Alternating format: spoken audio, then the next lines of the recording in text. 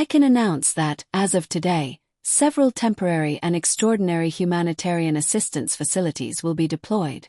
They will be located at the Vehicle Holding Area car park in Loma Colmena, provided by the government of the autonomous city, at the equestrian facilities, at the former football pitch of the cavalry barracks, and at the El Guano site, with the latter locations belonging to the government of Spain.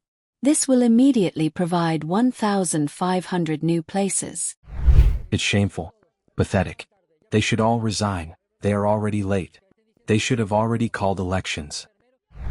I don't believe anything anymore, neither from my country's government nor from anyone, because we are very sad and very disappointed in every way.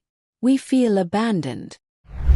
I can announce that, as of today, several temporary and extraordinary humanitarian assistance facilities will be deployed.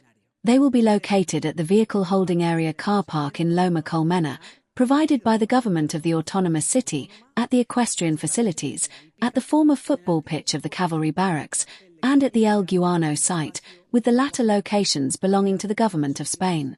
This will immediately provide 1,500 new places. I wanted to ask a concise question. As of today, is the government's intention to deport these migrants or to accommodate them? Well, as you know, the presence here in Ceuta of ministers, secretaries of state and ministerial teams is coordinated, effective and permanent. Clearly, we are providing a response in strict compliance with the current legal framework and, of course, as you can see from my presence here today and from the announcement I have made, also with a commitment to humanitarian assistance. We are working within the framework of the law and with a commitment to humanitarian assistance. And that is how, I insist, the different ministries have been supporting the city, each of them, of course, within their respective areas of responsibility. First, migrants have arrived from countries whose nationals are recognized as eligible for asylum due to their particular circumstances. Many of them are staging what amounts to a hunger strike on the beach and are asking to be granted asylum because of the countries they come from. Is that possibility being considered? And secondly, the Popular Party, through Cuca Gamora, is criticizing Prime Minister Pedro Sanchez for remaining on holiday given the situation in Ceuta and for limiting his response to holding a video conference. What is your assessment of that? Thank you very much. Well, as I told your colleague, the Spanish government's migration policy complies fully and rigorously with all the commitments established under current legislation, including, as you know, the European Pact on Migration and Asylum, which has recently entered into force. That is the approach we follow, a coherent policy that places human rights at its core and strictly complies with the legislation currently in force on asylum, as well as with all regulations that affect and have an impact on migration policy. As you know, and as I have said on more than one occasion, this government always pursues a migration policy aimed at ensuring migration is regular, orderly and, above all, safe, because irregular migration is a humanitarian tragedy that costs lives.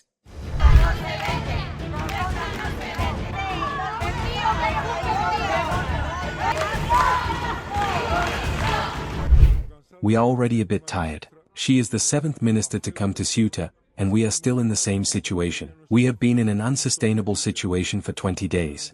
Ceuta has been completely taken over. It has been invaded. Invaded. This is not immigration, this is an invasion. Because it has been agreed upon, because it has been. Because the King of Morocco decided so. We don't know. Nobody says anything. Nobody knows anything. And this is an invasion. It is not immigration. There are 12,000 or 13,000 people. Nobody knows how many are in the hills, right? The number of people is incalculable. And would building more centers improve things?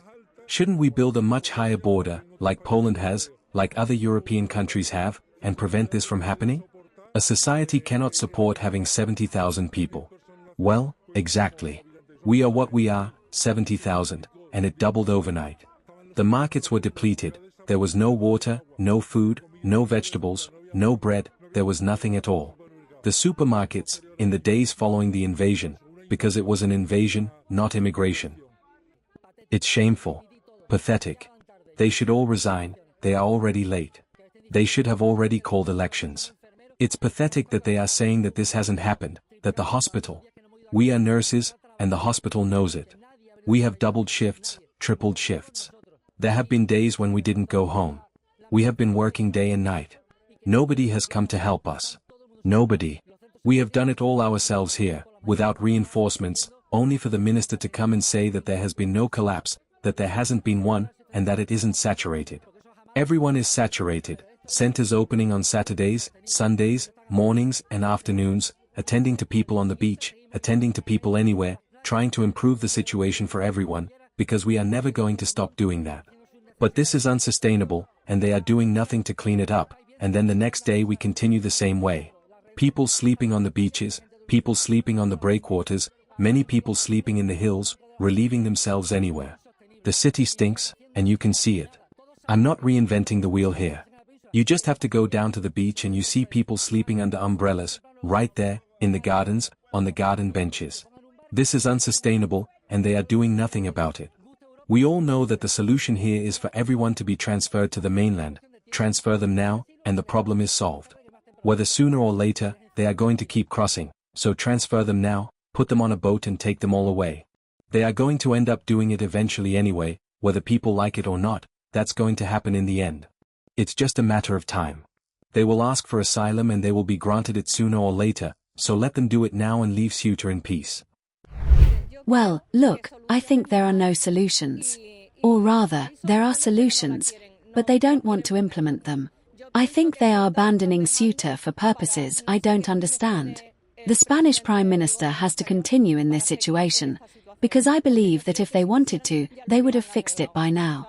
You know.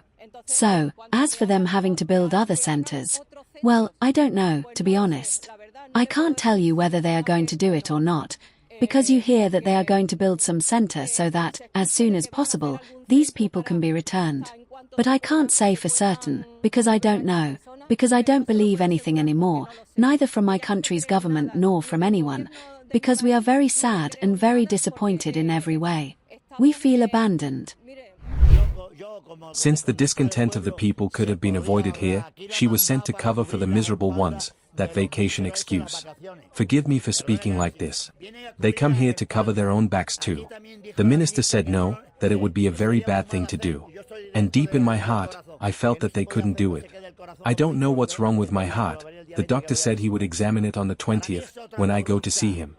For me, she is just another corrupt and treacherous woman, because they arrive late and they arrive poorly.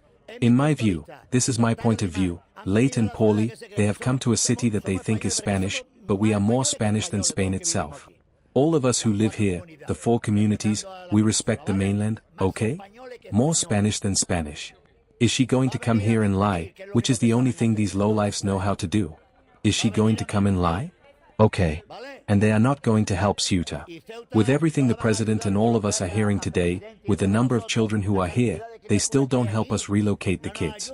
They don't help us with this, do they? Who is going to feed so many people, and all of that? I'm telling you, we are outraged, and this is a declaration of hybrid war. I really mean it. Hybrid.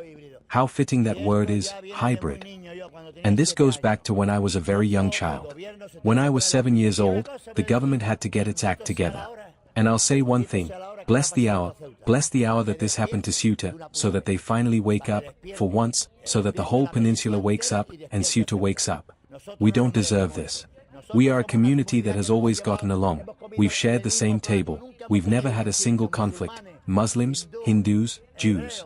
Never in our lives will a handful of miserable people come now and try to change that. No way. No way, they had better leave. Come on, have some shame. They don't even reach the sole of my shoe. And the day the king comes here, I am not leaving my house. I used to be a monarchist, I really liked him.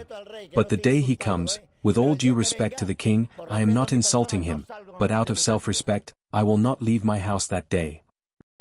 Upgrade your news experience with the all-new HT app. Download now.